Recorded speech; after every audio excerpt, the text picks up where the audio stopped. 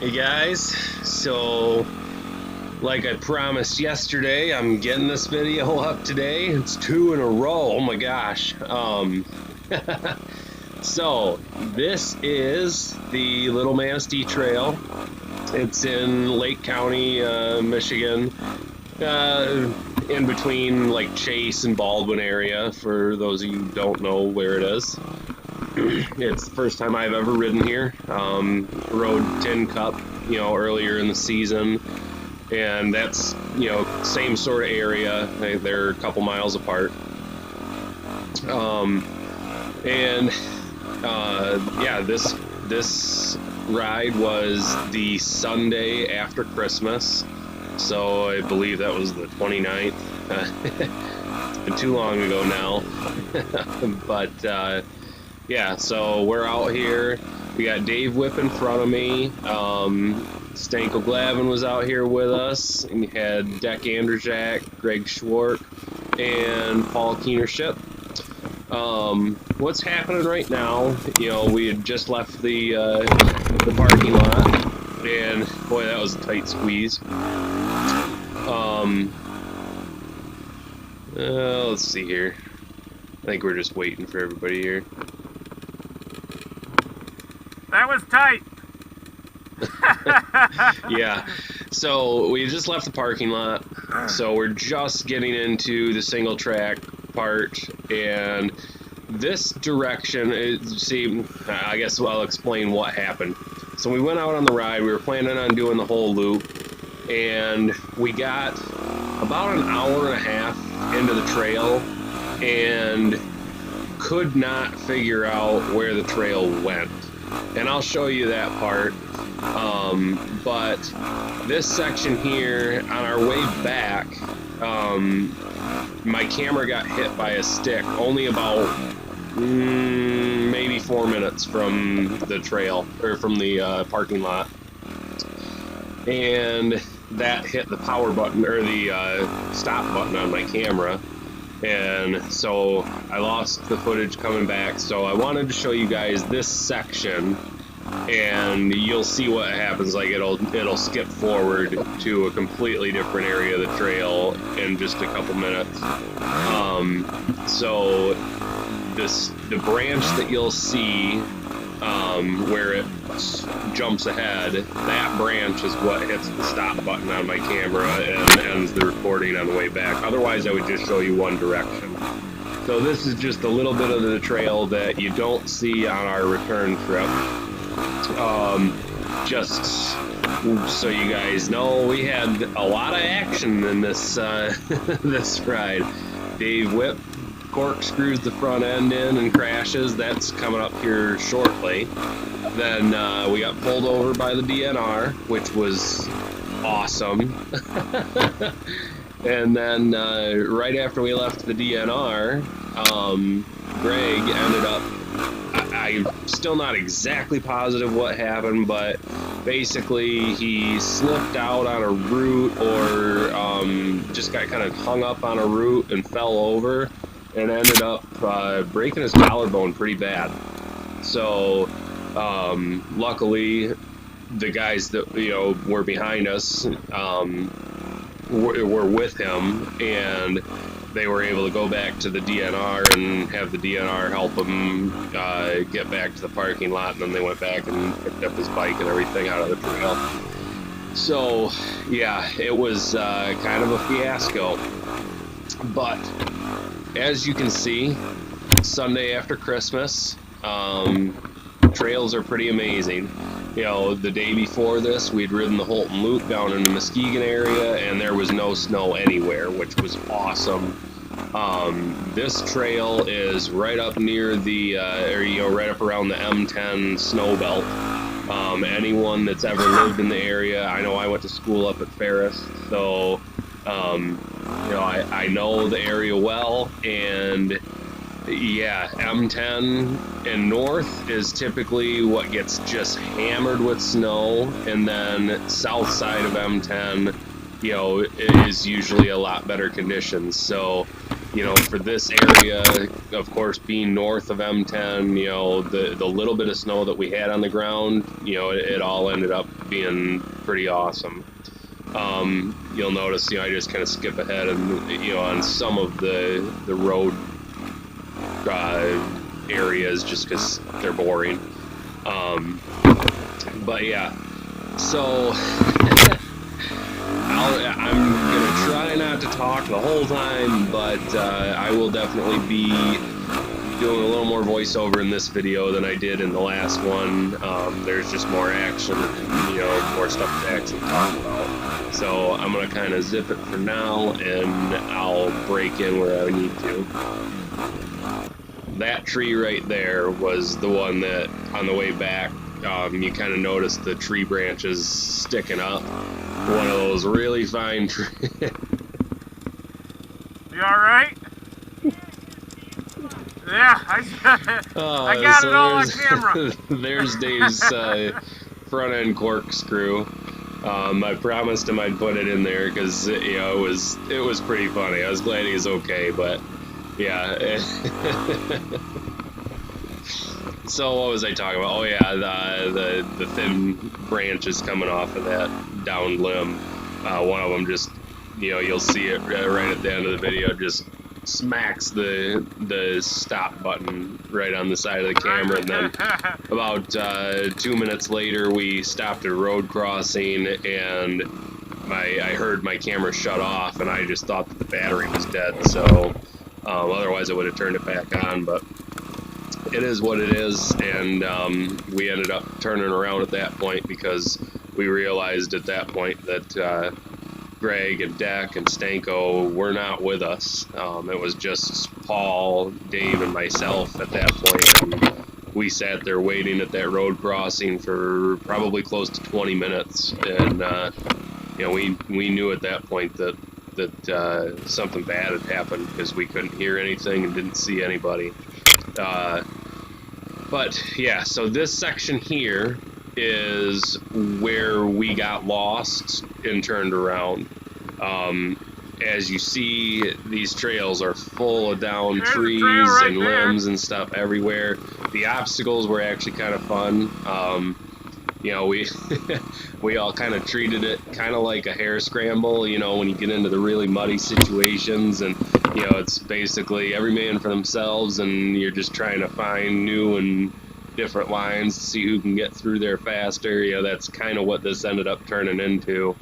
But at this point here, we had followed a trail in, and it just kind of disappeared. You know, it's very possible that the trail went across this little road that's here, but it was so swampy and muddy in there on the side that we were on that, you know, no one wanted to go across that street. So at this point, you know, it was getting later in the day. I think it was around 3:30 at this point. And so we knew it was going to be getting dark. We didn't know how much further in the trail we had to get back to the parking lot, so we figured, you know, we knew it was going to take us, you know, close to an hour, maybe a little more to get back to the parking lot if we turned around and went straight back. So in the interest of not getting stuck in the dark, we turned around, and this is everything that we rode all the way back. You know, you guys can just see the terrain and what we had to go through, and you know, the good thing is, having ridden through this stuff, we already had some idea of what obstacles there were coming up, so the flow of our ride coming back was much faster than going through it the first direction. So it all ended up working out pretty well. I feel like the footage is actually better because we were, you know, going faster because we kind of knew what was coming, and for whatever reason, in the opposite direction, avoiding the obstacles and getting around them or through them was much easier. It basically, the way the trees had fallen, it kind of flowed more in that direction of the trail, so it was just easier to get over it. You see Stanko over there, He's trying to get his bike up over a tree that's already like 2.5 feet off the ground. Like, no, I'm not trying to launch my bike over that tree. It was almost like he was looking for the hardest obstacles to try and get over. little tight trying to get around this tree. I am still out here on this day without a bark buster on the right hand side, so there was, you know, a little bit of timidness, especially after the day before, having hit that tree and smashed my fingers on a tree without the bark buster there. But all in all, today's ride went really well. You know, it was a lot of fun, and I can't wait to hit this trail again. You know, when the ground is clear. Again, you know, like in the video I posted yesterday, the Holton Loop, I had said that tomorrow, this coming Saturday, the 1st of February, we were planning on getting a group of about 8 of us together to go ride the Everett Trail. And I got word from a buddy that knows the area real well. He was up there last weekend, and he said that they've got a ton of snow up there. So, change of plans. I don't think we're going to go to Everett.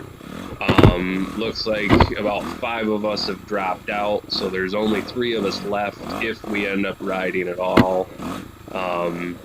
I want to ride, I just don't know where we're going to end up, so we'll see what happens, and whatever happens, I'll try and get a video of it and get it posted as soon as possible, but yeah, it doesn't look like Everett's going to happen.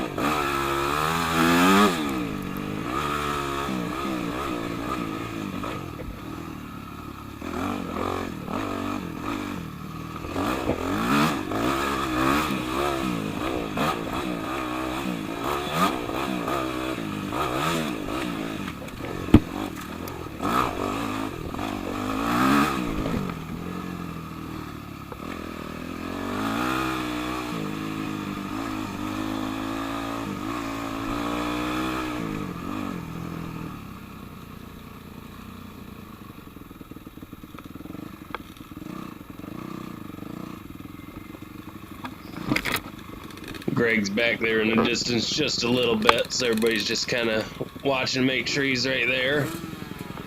And yeah, that KTM index got, I think it's, to me it feels like it sits a little bit higher. I think he said the same thing, and yeah, he's still getting used to that seat height. But yeah, I don't think that, at this point, I don't think he had messed around with the sag or anything like that on the bike, so maybe once he gets that all dialed in, if he hasn't done it yet, you know, it'll make it a little more comfortable for him to get on.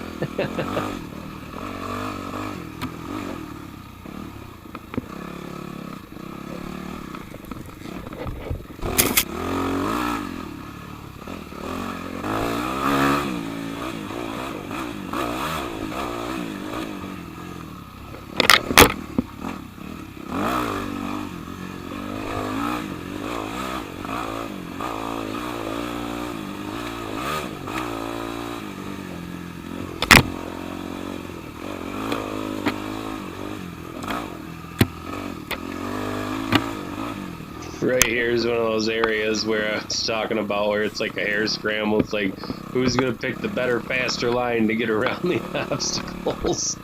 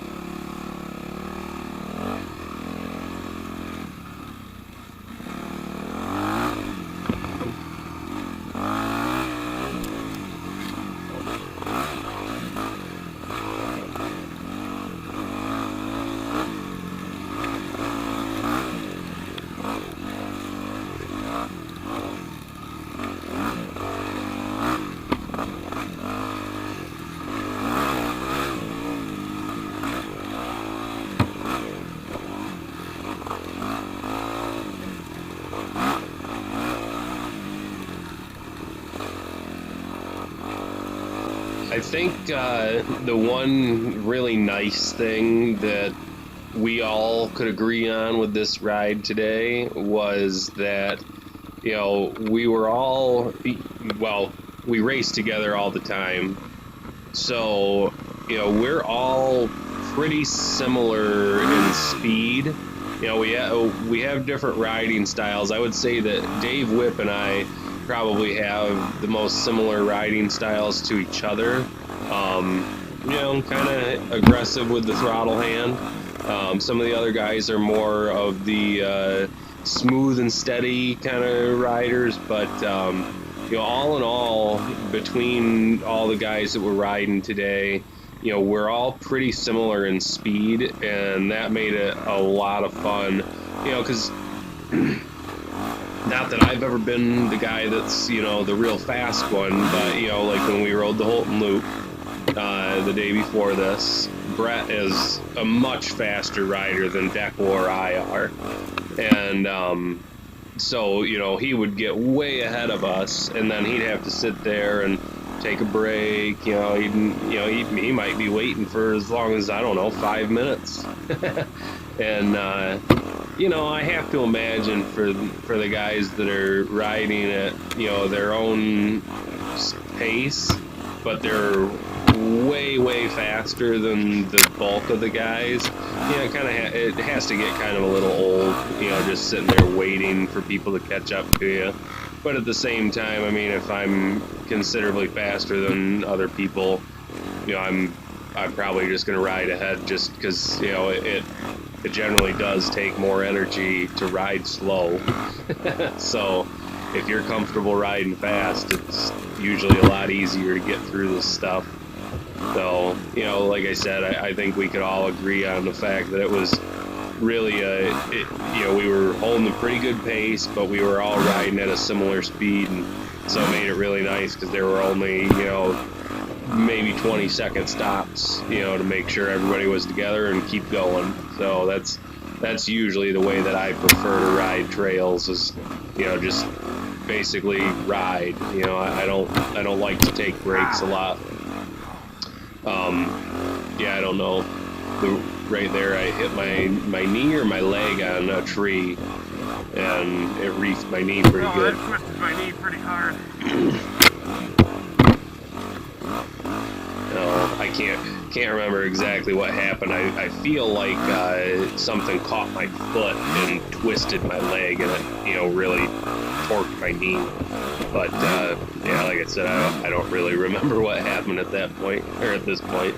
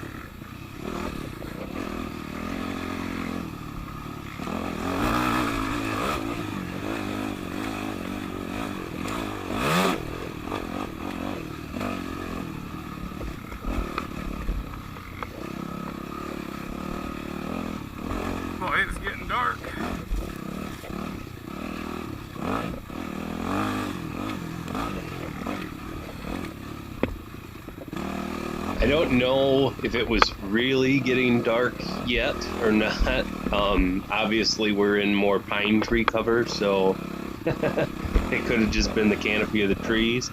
But of course, at about this time, I think it was sometime around 4 o'clock by now, and so I mean it was. I want to say by about 5:15 it was dark.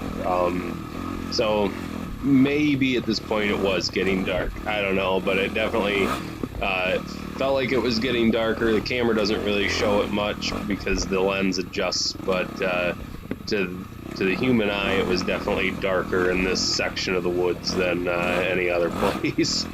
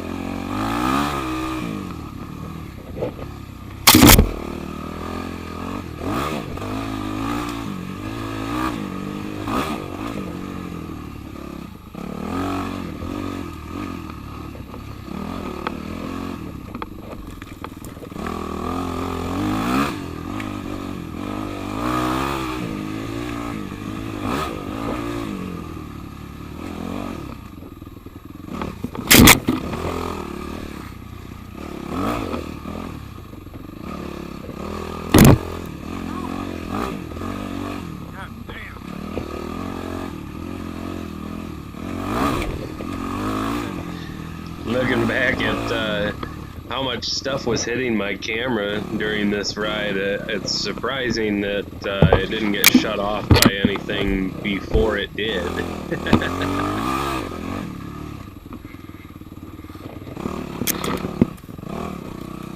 Yeah, clearly there had been a pretty significant windstorm that went through this area. I want to say sometime in like September, maybe early October, and yeah, pretty clearly it had done some damage to this trail for sure, and no one's got to cleaning it up. But to be perfectly honest, I kind of enjoy riding where there's obstacles. It makes it a little bit more fun than just riding a trail. So we're coming up right here to the DNR. We had gone through here, you know, hour and a half before this, and no one was here. So, yeah, they checked us out for spark arresters and tags and blah, blah, blah. How you doing? I got them in my bag. So, yeah, I had my stickers in my backpack instead of on my bike.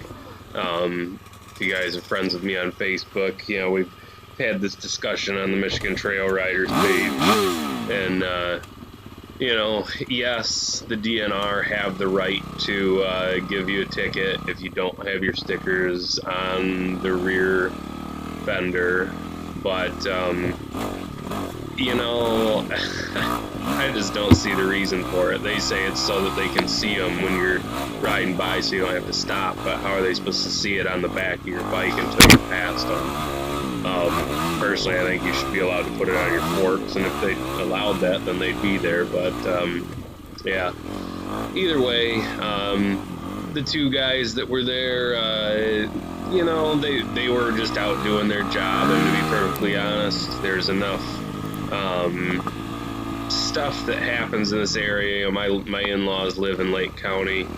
There's enough poachers and stuff like that in this area that you know, I'd rather come out and ride these trails and run into DNR than not.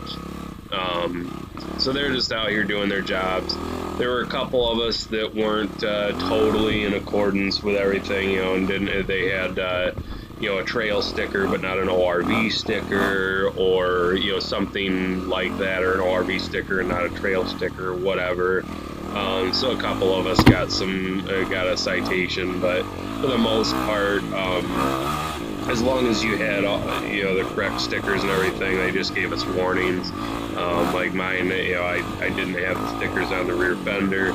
He honestly just kind of overlooked it, but he did say, "Hey, where are they supposed to be?" And I told him. So I wasn't playing dumb, like, "Oh, I don't know," you know. But you know, still, you know, they just gave us a warning for the most part. But other than that, yeah, you know, we've just left that spot, and I'm guessing that by now in the trail, Greg had fallen and broke his collarbone. But you know, Dave Whip is the first guy in line. He's in front of me, so I'm second, and then Paul was right behind me. The three of us had taken off, and you know, we were just at that point, you know, they had us pulled over on the side of the road there for I'd say somewhere close to 20 minutes. So the bikes had cooled off. We were getting cold. You know, the day itself was starting to cool off. We were probably down into the low 30s at this point. There was a winter storm moving in, so yeah, we were wanting to just get back into a flow, because, you know, we've been going pretty good up until that point, so we were just trying to get warmed back up, not really paying a whole lot of attention to whether or not the whole group was together. And by the time we stopped, you know, we realized that they were nowhere to be seen. Luckily, we did end up, we were riding the trails back, and about halfway back to where we had left the DNR, we saw a single headlight coming down the road along the side of the trail, and saw Deck and Stanko there. So we whipped back around real quick and jumped on the road and followed them all the way back to the parking lot, which is when we found out that Greg had injured himself and everything else. So, yeah, we by the time that we had turned around, like I said, I think we were only about somewhere around 4 or 5 minutes from the trailhead, the parking lot. So we honestly could have just gone the rest of the way to the parking lot, and we would have been all loaded up before we saw anybody. But you know, at the time, not knowing what was going on, we wanted to try and turn around and find the guys, and luckily we saw them and were able to catch up to them.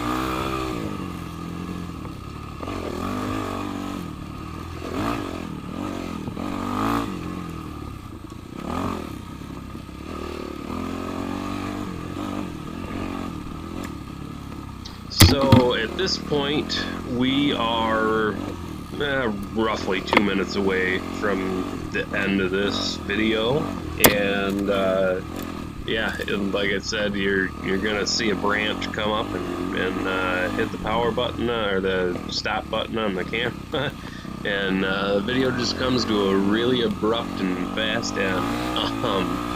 So yeah, I guess I'll take the time right now to say thanks for watching, and you know, again, I'm sorry it took so long to get this video out for the guys that were waiting for it, but hey, it gives you guys something to watch during the off season. So yeah, thanks again for watching, and you know, if you haven't done it, go ahead and like and subscribe, and yeah, we'll post another video soon, I'm sure. So thanks again for watching.